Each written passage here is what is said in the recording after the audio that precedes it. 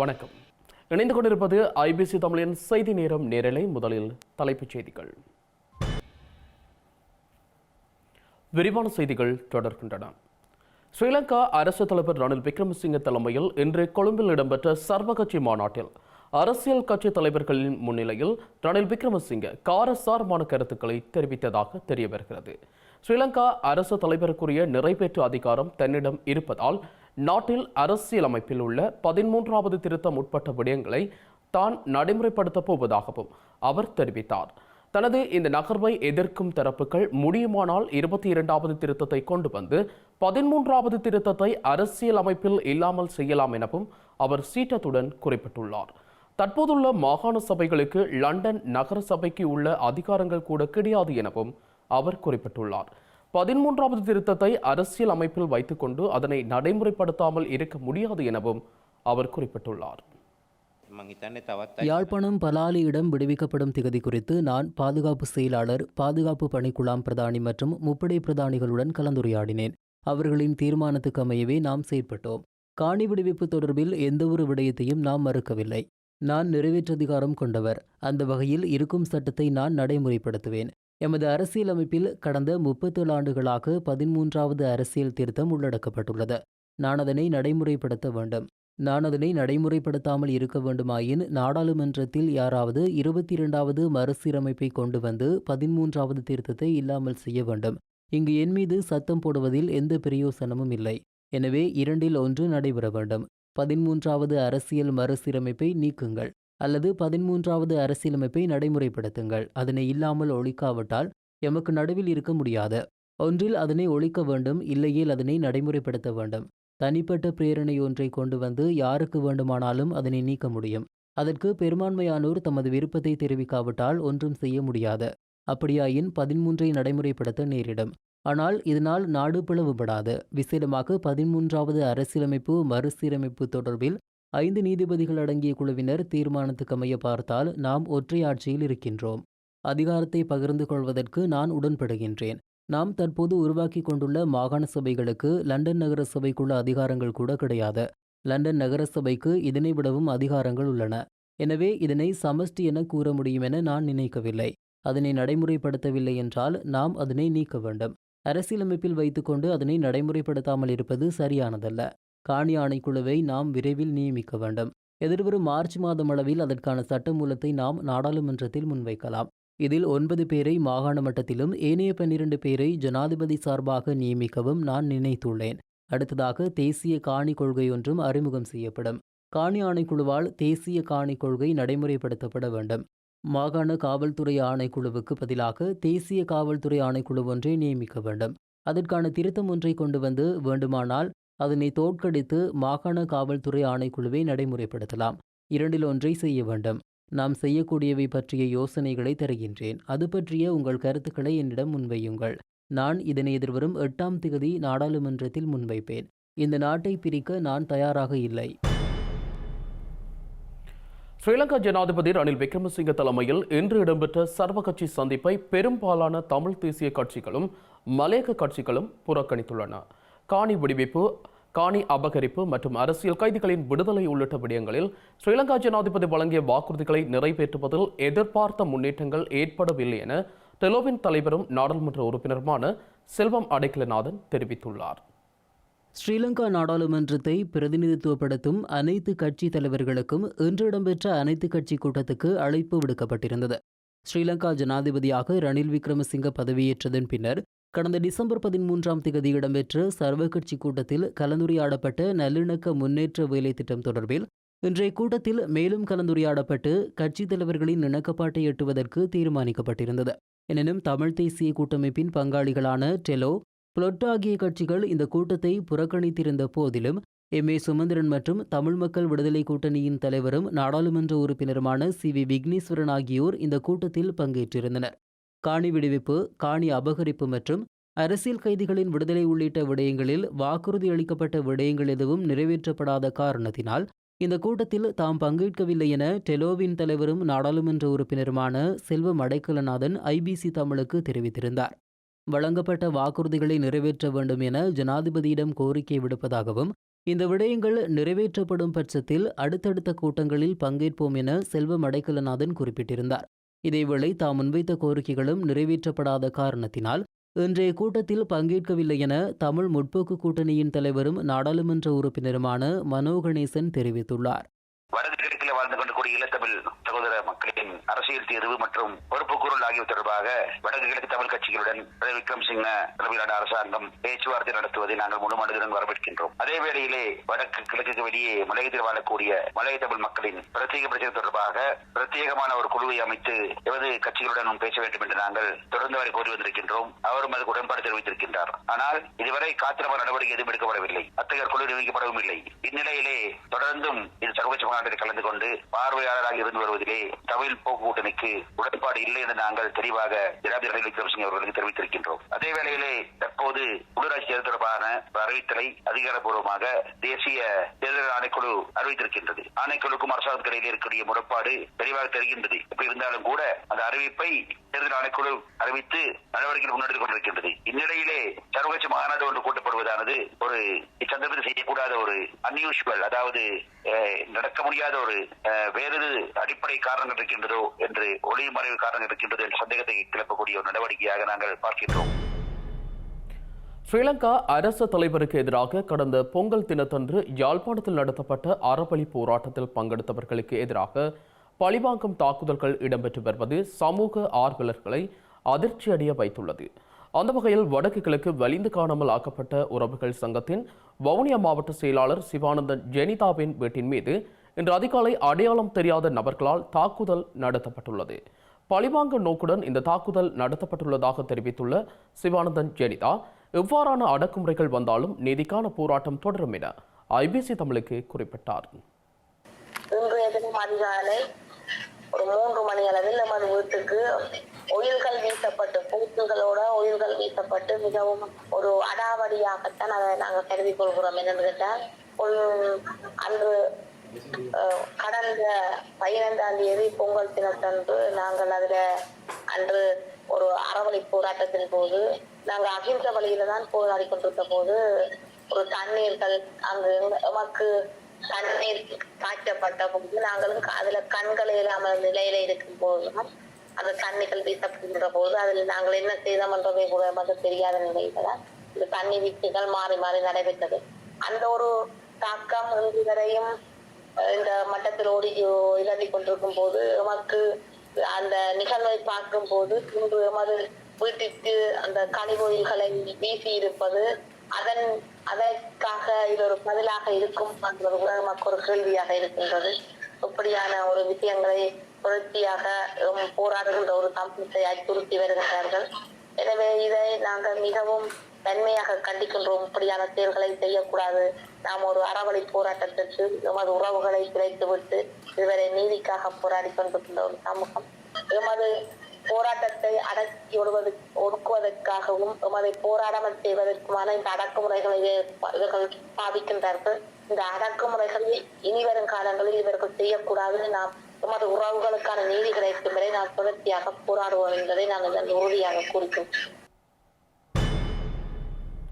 பிரான்சின் ஆளுகைக்கு உட்பட்ட அத்லாந்திக் சமுத்திர பகுதியில் உள்ள டியூனியன் தீவுக்குள் சட்டவிரோதமாக பிரவேசிக்க முயன்றபோது கைது செய்யப்பட்டு நாடு கடத்தப்பட்ட இலங்கையர்கள் மேலதிக சட்ட நடவடிக்கைகளுக்காக குற்றப்புலனாய்வு திணைக்களத்தினரிடம் ஒப்படைக்கப்பட்டுள்ளனர். ஆழ்கடல் மீன்பிடி படகொன்றில் சென்ற நிலையில் கைது செய்யப்பட்ட 38 இலங்கையர்கள் நேற்றிரவு இலங்கைக்கு நாடு கடத்தப்பட்டிருந்தனர். இலங்கையில் இருந்து கடந்த ஜனவரி 14ஆம் தேதி சென்ற சட்டவிரோத குடியேறிகள் குழு டியூனியன் தீவில் கைது செய்யப்பட்டதாக ஸ்ரீலங்கா கடற்படை தெரிவித்துள்ளது. நீர்கொழும்பு மீன்பிடி துறைமுகத்தில் இருந்து கடந்த ஆண்டு டிசம்பர் 1ஆம் தேதி 5 பணியாளர்களுடன் ஆழ்கடல் மீன்பிடி படகு ஒன்று பயணத்தை ஆரம்பித்திருந்தது. அதன் பின்னர் கடந்த டிசம்பர் 13 மற்றும் 14ஆம் தேதிகளில் புத்தளம் பத்தலங்குண்டுவில் இருந்து 64 இலங்கையர்களை ஏற்றிய குறித்த படகு பிரித்தானியாவின் ஆளுகைக்கு உட்பட்ட டியாகோ கார்சியா தீவை நோக்கி பயணித்திருந்தது. இவ்வாறு பயணம் செய்த சட்டவிரோத குடியேறிகள் கடந்த டிசம்பர் 30ஆம் தேதி பிரித்தானிய கடற்படையினரால் கைது செய்யப்பட்டு திருப்பி அனுப்பப்பட்டுள்ளனர். அதன் பின்னர் ஆட்கடத்தல் கடத்தல்காரர்கள் சட்டவிரோதமாக குடியேறிகள் குழுவுடன் பிரான்சின் ஆள்கைக்கு உட்பட்ட டியூனியன் தீவிற்கு சென்றுள்ளனர். அங்கு அவர்கள் ஜனவரி 14 டியூனியன் தீவில் அதிகாரிகளால் கைது செய்யப்பட்டதாக ஸ்ரீலங்கா கடற்படை தெரிவித்துள்ளது. டியூனியன் நீதிமன்றத்தில் முன்னிலைப்படுத்தப்பட்டதன் பின்னர் அவர்கள் நேற்று புதன்கிழமை இலங்கைக்கு திருப்பி அனுப்பப்பட்டனர். இவ்வாறு நாடு கடத்தப்பட்ட நபர்கள் மேலதிக சட்ட நடவடிக்கைகளுக்காக குற்றப்புலனாய்வு திணைக்களத்திடம் ஒப்படைக்கப்பட்டுள்ளனர். இந்த கடத்தலுக்கு தலைமை தாங்கிய கற்பட்டி மற்றும் கண்டி பகுதியில் உள்ள ஆட்கடத்தல்காரர்கள் ஒவ்வொரு நபரிடமும் இருந்து தலா 4 லட்சம் முதல் 10 லட்சம் வரை பணத்தை பெற்றுள்ளமை தெரியவந்துள்ளது. டியூனியன் தீவிற்குள் சட்டவிரோதமாக குடியேறிகள் நுழைவதை பிரான்ஸ் அரசாங்கம் அனுமதிக்காது என்பதால் இதுபோன்ற மோசடிகளில் சிக்குவதை தவிர்க்குமாறும் சிரமப்பட்டு உழைத்த பணத்தை வீணடிக்காமல் இருக்குமாறும் ஸ்ரீலங்கா கடற்படை பொதுமக்களை அறிவுறுத்தியுள்ளது. 5 தமிழ் கட்சிகள் இணைந்து புதிதாக உருவாக்கியுள்ள தமிழ் தேசிய கூட்டமைப்பில் இணையுமாறு இலங்கை தமிழரசு கட்சிக்கு அழைப்பு விடுக்கப்பட்டுள்ளது. வீட்டு சின்னத்தை மீண்டும் ஏற்றுக்கொள்ள புதிதாக உருவாக்கப்பட்டுள்ள தமிழ் தேசிய கூட்டமைப்பு தயாராக இல்லை எனவும் இன்று இடம்பெற்ற ஊடக சந்திப்பில் நாடாளுமன்ற உறுப்பினரும் டெலோவின் தலைவருமான செல்வம் அடைக்கலநாதன் தெரிவித்தார். இப்பொழுது அது மக்கள் மத்தியிலே நாங்கள் கொண்டு செல்கின்றோம். குத்துவிளக்கு சின்னம் இது ஒரு இனி கலைந்து போய் தேர்தலுக்கான கூட்டம் இல்லை. இனி இது கலைந்து போய் மீண்டும் வீட்டு சின்னத்திலே அணியை அமைக்கின்ற நிலைப்பாடு ஒரு காலம் இருக்காது. நான் இப்பொழுதும் சொல்லுகிறேன், இந்த வீட்டு சின்னத்தை விட்டு வேறொரு சின்னத்திலே தேர்தல் கேட்கின்ற நிலை ஏற்படுமாக இருந்தால் அது ஒரு எங்களுடைய பலத்தை நாங்கள் நிரூபிக்க முடியும். ஆகவே இந்த வீட்டு சின்னம் என்பது மக்களால் உயர்த்தி வைக்கப்பட்ட சின்னம். அந்த வகையிலே அதை ஒரு பக்கம் வைத்து விட்டு பேசுகின்ற போது தமிழ் தேசிய கூட்டமைப்பராகிய நாங்கள் தமிழரசுக் கட்சியிடம் வேண்டுகோளை விடுக்கிறோம், நீங்கள் எங்களிடம் வந்து இணையுங்கள். இனி வீட்டு சின்னத்திலே இணைவதற்கான வாய்ப்புகள் ஒரு காலம் இருக்காது. இந்த வீட்டு சின்னத்தை நாங்கள் ஏற்றுக்கொள்ள தயாராக இல்லை. ஏனென்றால் இது ஒரு பொதுவான சின்னம். இது மக்களுடைய கைகளிலே ஒப்படைக்கப்படுகின்ற சின்னமாக, ஒப்படைக்கப்படுகின்ற கட்சியாக இது அமையும். ஆகவே நான் ஏற்கனவே சொன்னது போல இளைஞர்களுடைய கைகளிலே இது ஒப்படைக்க நாங்கள் காத்திருக்கிறோம். மகளிர் அணி இப்படி அமைப்புகள் இன்னும் ஆலோசனை சொல்லுகின்ற நிலைப்பாடுகளை ஆலோசனை சொல்லுகின்றவர்களை கூட இதிலே ஒரு பகுதியாக நாங்கள் இணைக்க தயாராக இருக்கிறோம். அதே போல் சர்வதேச எங்களுடைய புலம்பெயர்ந்த நாடுகளில் இருக்கின்ற எங்களுடைய அமைப்புகளையும் இதில் இணைத்து கொண்டு அவர்களும் இணைந்து எங்களுடைய தேசத்தின் விடுதலைக்காக நாங்கள் இந்த தமிழ் தேசிய கூட்டமைப்பு செயல்படும் என்பதை நான் சொல்லிக்கொள்ள விரும்புகின்றேன். மீண்டும் வீட்டு சின்னத்திலே இணைவதென்பது ஒரு காலம் இல்லை என்பதை நான் இங்கு யாழ்ப்பாணம் பலாலி விமான நிலைய விரிவாக்கத்திற்காக கையகப்படுத்தப்பட்ட காணிகளின் உரிமையாளர்களை பதிவு செய்யும் நடவடிக்கை இன்று தெல்லிப்பளை பிரதேச செயலகத்தில் நடைபெற்றது. வலிவடக்கு பிரதேச மக்களின் காணிகள் நீண்ட காலமாக உயர் பாதுகாப்பு வலயமாக்கப்பட்ட நிலையில் 30 வருடங்களுக்கு மேலாக மக்கள் காணிகளற்று இடம்பெயர்ந்து முகாம்களில் கொட்டகைகள் அமைத்து வாழ்ந்து வருகின்ற நிலையில் இன்று இந்த பதிவு நடவடிக்கை இடம்பெற்றது. காணிகளுக்கான நட்டஈடு தேவையில்லை, காணிகளே தமக்கு தேவை என காணி பதிவுகளை மேற்கொண்ட பின்னர் காணி உரிமையாளர்கள் தெரிவித்தனர். யாழ்ப்பாண குடாநாட்டில் பலாலி உட்பட 6 வெவ்வேறு பகுதிகளில் பொதுமக்களிடமிருந்து அபகரிக்கப்பட்ட நிலங்களில் 120 ஏக்கர் அளவுள்ள காணிகளை அடுத்த மாதம் மற்றும் எதிர்வரும் மார்ச் மாதத்தில் விடுவிக்கும் வகையில் தமது தரப்பு நகர்வுகளை எடுத்து வருவதாக ஸ்ரீலங்கா அரசாங்கம் அறிவித்துள்ளது. ஐநா மனித உரிமை பேரவையின் 52வது அமர்வு அடுத்த மாத இறுதியில் ஆரம்பித்து எதிர்வரும் ஏப்ரல் மாத முற்பகுதி வரை இடம்பெற உள்ள நிலையில் இந்த காலத்தில் காணிகளை விடுவிக்க முயற்சிகளை எடுப்பதான தோற்றப்பாடு ஒன்றை அரசாங்கம் உருவாக்கியுள்ளது தெரிய வருகிறது. இதற்குரிய நகர்வுகளுக்கான வனவள திணைக்கள அதிகாரிகள், படைத்துறையினர் மற்றும் காணி தொடர்பான அதிகாரிகள் கடந்த திங்கட்கிழமை முதல் யாழ் மாவட்ட செயலகத்திலும் வலிகாமம் வடக்கு பிரதேச செயலகத்திலும் பேச்சுக்களை நடத்தியதாக அரசு தரப்பில் அறிவிக்கப்பட்டுள்ளது. இந்த நிலையில் யாழ்ப்பாணம் பலாலி சர்வதேச விமான நிலைய விஸ்தரிப்பிற்காக கைப்பற்றப்பட்ட காணிகளின் உரிமையாளர்களை பதிவு செய்யும் நடவடிக்கை இன்றைய தினம் தெல்லிப்பளை பிரதேச செயலகத்தில் நடைபெற்றது. இதன்போது காணி உரிமையாளர்கள் தமக்கான காணிகள் விரைவில் கிடைத்துவிடும் என்ற எதிர்பார்ப்புடன் பதிவுகளை மேற்கொண்டனர். இந்த நடவடிக்கையில் தெல்லிப்பளை பிரதேச செயலாளர் எஸ். சிவஸ்ரீ, நில அளவை திணைக்களம், விலை மதிப்பீட்டு அதிகாரிகள், கிராம சேவகர்கள் ஈடுபட்டனர். காணிகளுக்கான நஷ்ட ஈடு தேவையில்லை, தமது காணிகளே தமக்கு தேவை என பதிவு நடவடிக்கைகளின் பின்னர் மக்கள் தெரிவித்துள்ளனர். உங்களோட காணிப்பத்தை காணி என்ன பெருமதி போகும்? அது எங்களை கல்யாணம் செய்திருக்கு 85ஆம் ஆண்டுலேயே ஒரு வேலை 30 லட்சம் போகும்ன்ற வேலை சொன்னேன். இப்போதைய காலகட்டத்தில் ஒரு வேலை 25 லட்சம் போகும், 25 லட்சம் போகும் எங்களை வேலை தான். வெட்டுக்கிணறு ஒன்று வெட்டினது இப்போ 50 லட்சம் என்றாலும் அப்படியே வெட்டுக்கிணறு வெட்டிக்கலாம். சர்வதேச நாணய நிதிய பிரதிநிதிகளுடன் இன்று இடம்பெற்ற கலந்துரையாடல் வெற்றிகரமாக அமைந்ததாக ஸ்ரீலங்கா நிதி ராஜாங்க அமைச்சர் ரஞ்சித் சியம்பலாபட்டிய தெரிவித்துள்ளார். இதன்போது சர்வதேச நாணய நிதிய பிரதிநிதிகள் இலங்கைக்கான ஆதரவை தெரிவித்ததாக கூறியுள்ள அமைச்சர், எதிர்வரும் காலங்களில் சர்வதேச நாணய நிதியத்தின் நீடிக்கப்பட்ட நிதி வசதியின் முதல் தவணையை இலங்கை பெற்றுக்கொள்ளும் எனவும் நம்பிக்கை தெரிவித்தார். சர்வதேச நாணய நிதியத்தின் பிரதிநிதிகளுக்கும் நிதி ராஜாங்க அமைச்சர் ரஞ்சித் சியம்பலாபட்டியவிற்கும் இடையில் இன்று விசேட கலந்துரையாடல் ஒன்று நிதியமைச்சில் இடம்பெற்றது. சர்வதேச நாணய நிதியத்தின் இந்தியா, இலங்கை, பங்களாதேஷ் மற்றும் பூட்டான் ஆகிய நாடுகளுக்கு பொறுப்பான நிறைவேற்று பணிப்பாளர் கலாநிதி கிருஷ்ணமூர்த்தி சுப்பிரமணியம் உள்ளிட்ட பிரதிநிதிகளின் பங்கு பெற்றுதலுடன் இடம்பெற்ற இந்த கலந்துரையாடல் வெற்றியளித்துள்ளதாக அமைச்சர் ரஞ்சித் சியம்பலாபட்டிய தெரிவித்தார். இந்த கலந்துரையாடலில் அரசு வருமானம் தொடர்பான விடயங்கள் மற்றும் மக்கள் எதிர்நோக்கும் சிரமங்கள் தொடர்பில் விரிவாக ஆராயப்பட்டது. அத்துடன் கடன் தவணை கொடுப்பனவுகளை பெற்றுக்கொள்வது தொடர்பான தொழில்நுட்ப விடயங்கள் தொடர்பிலும் வெற்றிகரமாக கலந்துரையாடப்பட்டுள்ளது. இந்த கலந்துரையாடலின் பிரகாரம் சர்வதேச நாணய நிதியத்தின் நிதி வசதிகளை பெறுவதற்கான தகுதியை இலங்கை பெறும் எனவும் சுட்டிக்காட்டப்பட்டுள்ளது. இந்த கலந்துரையாடலில் சர்வதேச நாணய நிதியத்தின் மாற்று நிறைவேற்று பணிப்பாளர் கலாநிதி சந்திரநாத் அமரசேகர மற்றும் மத்திய வங்கியின் பிரதிபணிப்பாளர் கலாநிதி விபுல விக்ரமா ஆராய்ச்சி ஆகியோர் கலந்து கொண்டனர். ஸ்ரீலங்கா தேர்தல்கள் ஆணைக்குழுவின் உறுப்பினர் ஒருவர் பதவி விலகுவதால் ஆணைக்குழுவின் செயற்பாடுகளுக்கு இடையூறு ஏற்படாது என ஆணைக்குழுவின் முன்னாள் தலைவர் மஹிந்த தேசப்பிரிய தெரிவித்துள்ளார். தேர்தல் ஆணைக்குழுவின் உறுப்பினர் PHM சார்ல்ஸ் தனது கடமைகளில் இருந்து நேற்று பதவி விலகியுள்ள நிலையிலேயே அவர் தனது முகப்புத்தகத்தில் இதனை தெரிவித்துள்ளார். ஸ்ரீலங்காவின் தேர்தல்கள் ஆணைக்குழுவின் செயல்பாடுகளை முன்னெடுக்க மூவர் போதும் எனவும் ஒருவரின் பதவி விலகல் ஆணைக்குழுவிற்கு எந்தவித பாதிப்பையும் ஏற்படுத்தாது எனவும் ஆணைக்குழுவின் முன்னாள் தலைவர் மஹிந்த தேசப்பிரிய தெரிவித்துள்ளார். இலங்கையில் நடைமுறையில் இருக்கும் அரசியலமைப்பின் உறுப்புரிமைகளின்படி ஆணைக்குழுவிற்கு தலைவர் ஒருவர் இல்லாது போனால் அதில் உள்ள உறுப்பினர்களால் தேர்ந்தெடுக்கப்பட்ட உறுப்பினர் தலைவர் ஆகலாம் என அவர் குறிப்பிட்டுள்ளார். அத்துடன் இது உறுப்பினர்களின் பெரும்பான்மை வாக்குகளின் மூலம் தீர்மானிக்கப்படும் என அவர் கூறியுள்ளார். இதேவேளை ஆணைக்குழுவின் உறுப்பினர் பதவியொன்று வெற்றிடமாக இருந்தாலும் மீதமாக உள்ள உறுப்பினர்களுடன் செயல்படுவதற்கான அதிகாரம் ஆணைக்குழுவிற்கு வழங்கப்பட்டுள்ளதாக மஹிந்த தேசப்பிரிய சுட்டிக்காட்டியுள்ளார். தற்போதுள்ள தேர்தல் ஆணைக்குழு உள்ளவாறே செயற்பட வேண்டும் என ஸ்ரீலங்காவின் எதிர்க்கட்சி தலைவர் சஜித் பிரேமதாச வலியுறுத்தியுள்ளார்.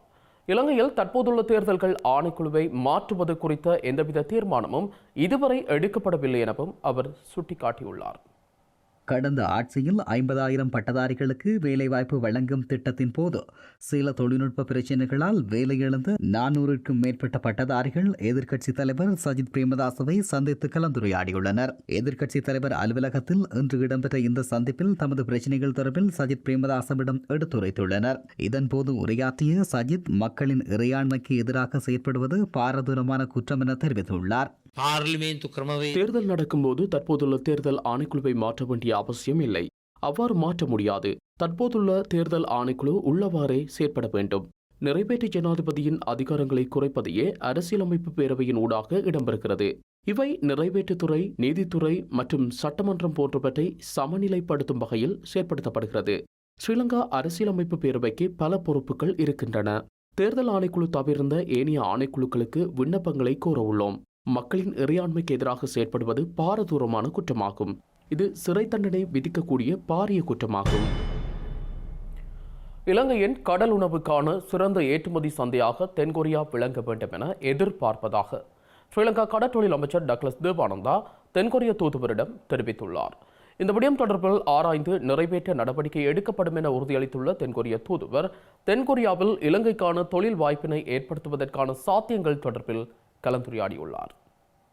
இலங்கைக்கான தென்கொரிய தூதுவர் சான்தூஸ் பூஜிங் ஜிஜாங் மாளிகாவத்தையில் அமைந்துள்ள கடற்றொழில் அமைச்சில் அமைச்சர் டக்ளஸ் தேவானந்தாவை இன்று சந்தித்து கலந்துரையாடியுள்ளார்.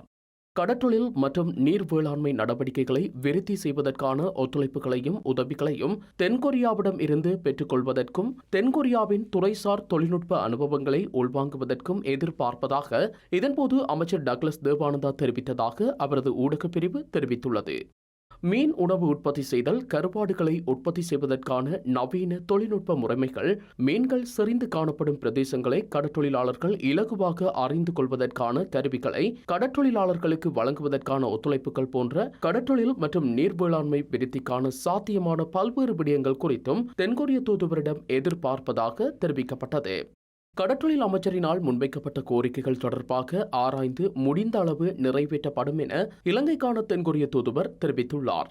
நேரடியாக தென்கொரியாவிற்கு ஏற்றுமதி செய்வதற்கான பொறிமுறை ஒன்று உருவாக்கப்பட வேண்டியதன் அவசியத்தையும் டக்ளஸ் தேவானந்தா வலியுறுத்தியுள்ளார். இலங்கைக்கு இறக்குமதி செய்யப்படும் சில பொருட்களை மட்டுப்படுத்தியதன் மூலம் 2500 மில்லியன் அமெரிக்க டாலர்களை ஸ்ரீலங்கா அரசாங்கத்தால் சேமிக்க முடிந்துள்ளதாக ஸ்ரீலங்காவின் நிதி ராஜாங்க அமைச்சர் ரஞ்சித் சியம்பலாபட்டிய தெரிவித்துள்ளார். சர்வதேச சுங்க தினத்தை முன்னிட்டு இன்று நடைபெற்ற விழாவில் உரையாற்றும் போது அவர் இதனை தெரிவித்தார். இலங்கைக்கு இறக்குமதி செய்யப்படும் சில பொருட்களை மட்டுப்படுத்தியதன் மூலம் எரிபொருள், மருந்துகள் உள்ளிட்ட அத்தியாவசிய பொருட்கள் தடையின்றி இறக்குமதி செய்யப்பட்டதாக ஸ்ரீலங்காவின் நிதி ராஜாங்க அமைச்சர் ரஞ்சித் சியம்பலாபட்டிய தெரிவித்துள்ளார். கடந்த ஆண்டு பாரிய பொருளாதார நெருக்கடியை மக்கள் எதிர்நோக்கி இருந்ததாகவும் அவ்வாறானதொரு காலத்தை இலங்கை மீண்டும் எதிர்நோக்கக்கூடாது எனவும் அவர் வலியுறுத்தியுள்ளார். எவ்வாறாயினும் தற்போது இலங்கையில் ஏற்பட்டுள்ள அரசியல் பிரச்சினைகள் காரணமாக மக்கள் கடந்த காலங்களில் எதிர்நோக்கிய பொருளாதார நெருக்கடிகளையும் அவர்கள் அனுபவித்த துன்பத்தையும் மறந்து விட்டார்கள் எனவும் அவர் மேலும் குறிப்பிட்டுள்ளார். பொது நிதி தொடர்பான வழக்கொன்றில் இருந்து ஸ்ரீலங்கா பொதுஜன பெரமுனவின் நாடாளுமன்ற உறுப்பினர் கலாநிதி நாலக கொடகேபா உள்ளிட்ட மூவரை கொழும்பு மேல் நீதிமன்றம் நிரபராதிகள் என தெரிவித்து விடுதலை செய்துள்ளது. கடந்த நல்லாட்சி அரசாங்கத்தின் ஆட்சி காலத்தில் நாலக கொடகேபா உள்ளிட்ட 3 பிரதிவாதிகளுக்கு எதிராக சட்டமா அதிபரால் இந்த வழக்கு தாக்கல் செய்யப்பட்டிருந்தது. இலங்கை பரிவர்த்தனை மற்றும் பத்திரங்கள் ஆணைக்குழுவின் தலைவராக கடமையாற்றிய போது ஆணைக்குழுவின் நிதியிலிருந்து 50 லட்சம் ரூபாவை தாருண்யட ஹெடக் அமைப்பிற்கு வழங்கி அரசாங்க நிதியை முறைகேடாக பயன்படுத்தியதாக நாடாளுமன்ற உறுப்பினர் நாலக கொடகே உள்ளிட்ட 3 பிரதிவாதிகளுக்கு எதிராக குற்றம் சாட்டப்பட்டிருந்தது. இந்த வழக்கை விசாரித்த கொழும்பு மேல் நீதிமன்ற நீதிபதி அமல் ரணராஜா மூவரையும் அனைத்து குற்றச்சாட்டுகளில் இருந்தும் விடுதலை செய்து உத்தரவிட்டுள்ளார். நீண்ட விசாரணைக்கு பின்னர் தீர்ப்பை அறிவித்த நீதிபதி பிரதிவாதிகளுக்கு எதிரான குற்றச்சாட்டை நிரூபிக்க அரசு தரப்பு முன்வைத்த ஆதாரங்கள் போதுமானதாக இல்லை எனவும் குறிப்பிட்டார். இதன் பிரகாரம் குற்றம் சாட்டப்பட்ட கலாநிதி நாலக கொடகேபா உள்ளிட்ட 3 பிரதிவாதிகள் விடுவிக்கப்படுவதாக நீதிபதி கட்டளையாக்கியுள்ளார். ஏனைய பிரதிவாதிகளாக பெயரிடப்பட்டிருந்த முன்னாள் பத்திரங்கள் மற்றும் பரிவர்த்தனை ஆணைக்குழுவின் பிரதி பணிப்பாளர் நாயகம் தம்மிக பெரேரா மற்றும் தாருண்யட ஹேடக் அமைப்பின் ரொனி இப்ராஹிம் ஆகியோரும் விடுவிக்கப்பட்டுள்ளனர். நியாயமற்ற வரி அறவீட்டை நிறுத்துமாறு வலியுறுத்தி இன்றைய தினமும் போராட்டங்கள் முன்னெடுக்கப்பட்டிருந்தன. மட்டக்களப்பு, கல்முனை, புத்தளம் ஆகிய பகுதிகளில் போராட்டங்கள் முன்னெடுக்கப்பட்டதுடன் வரி விதிப்பிற்கு எதிரான துண்டு பிரசுரங்களும் விநியோகிக்கப்பட்டன. வங்கி ஊழியர்கள் சங்கம், கிழக்கு பல்கலைக்கழக விரிவுரையாளர் சங்கம், பல்கலைக்கழக ஆசிரியர் சங்கங்களின் சம்மேளனம், பல் வைத்தியர் சங்கம், அகில இலங்கை வைத்தியர்கள் சங்கம் உள்ளிட்ட சங்கத்தினரின் ஏற்பாட்டில் மட்டக்களப்பில் இந்த ஆர்ப்பாட்டம் நடைபெற்றது. மட்டக்களப்பு மணிக்கூண்டு கோபுரம் அருகில் நடைபெற்ற இந்த ஆர்ப்பாட்டத்தின் போது கோஷங்களை எழுப்பியதுடன் துண்டு பிரசுரங்களையும் விநியோகித்திருந்தனர்.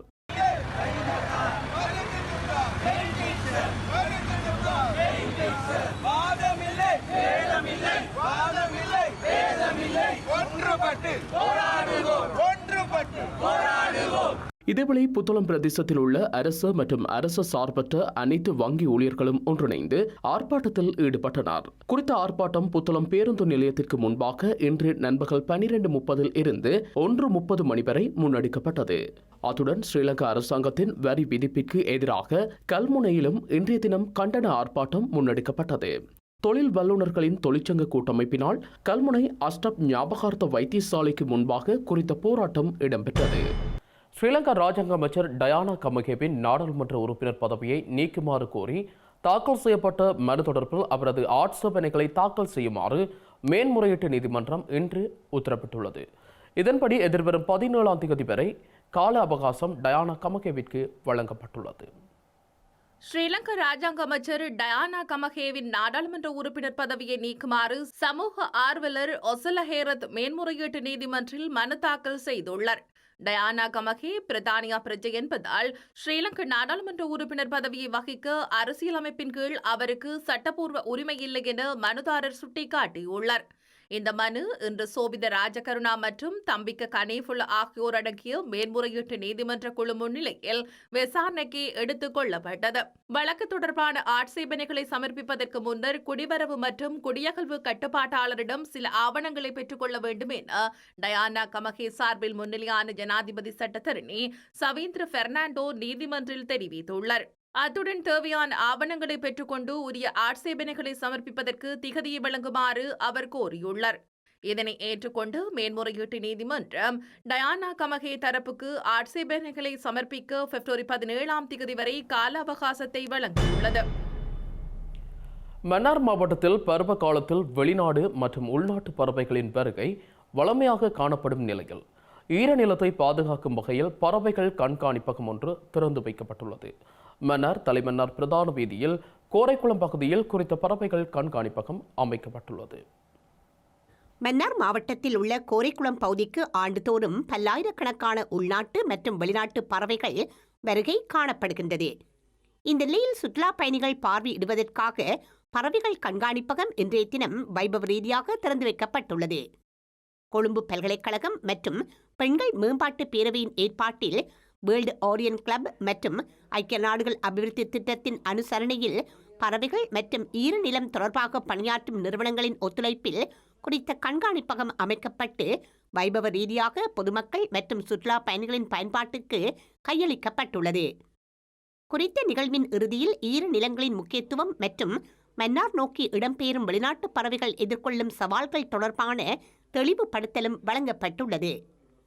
அத்துடன் மன்னார் மாவட்டத்தை மையப்படுத்தி உருவாக்கப்பட்டுள்ள பறவைகள் கழகத்தின் அங்குரார்ப்பணமும் இடம்பெற்றதுடன் அந்த கழகத்திற்கு தேவையான தொலைநோக்கி உள்ளடங்கலான தொழில்நுட்ப கருவிகளும் புத்தகங்களும் வழங்கி வைக்கப்பட்டுள்ளன. குறித்த நிகழ்வில் மன்னார் மாவட்ட அரசாங்க அதிபர், ஐக்கிய நாடுகள் அபிவிருத்தி திட்ட அமைப்பின் பிரதிநிதிகள் உள்ளிட்ட அதிகாரிகள் பலரும் கலந்து கொண்டனர். மேலும் சில உள்நாட்டு செய்திகள் தொடர்கின்றன.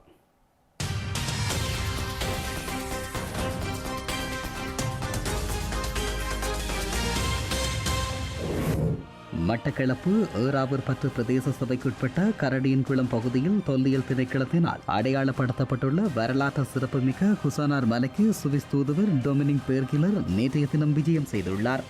மாவட்டத்தில் தொல்லியல் செயலணி ஊடாக தமிழர்களின் பாரம்பரிய இடங்களை தொல்லியல் திணைக்களம் கையகப்படுத்துவதற்கு முன்னெடுக்கப்படும் செயற்பாடுகள் தொடர்பில் மட்டக்களப்பு மாவட்ட நாடாளுமன்ற உறுப்பினர் இரா சாணக்கியனால் தூதுவரின் கவனத்திற்கு கொண்டு வரப்பட்டதைத் தொடர்ந்து இந்த விஜயத்தினை சுவிஸ் தூதுவர் முன்னெடுத்தார். உள்ளூராட்சி மன்ற தேர்தல் தொடர்பிலான வாக்குச்சீட்டுகள் அச்சிடுவதற்கான பணிகள் மாவட்ட ரீதியாக ஆரம்பிக்கப்பட்டுள்ளதாக ஸ்ரீலங்கா தேர்தல்கள் ஆணைக்குழு தெரிவிக்கிறது. தேர்தலை நடாத்துவதற்கு தேவையான அனைத்து நடவடிக்கைகளும் துரித கதையில் முன்னெடுக்கப்பட்டு வருவதாகவும் தேர்தல் ஆணைக்குழு மேலும் குறிப்பிட்டுள்ளது. வாக்குச்சீட்டுகளை அச்சிடுவதற்கு தேவையான கடதாசிகள் அரசாங்க அச்சக திணைக்களத்திடம் போதுமான அளவு கையிருப்பில் உள்ளதாக அரசாங்க அச்சக திணைக்களம் தெரிவித்துள்ளது.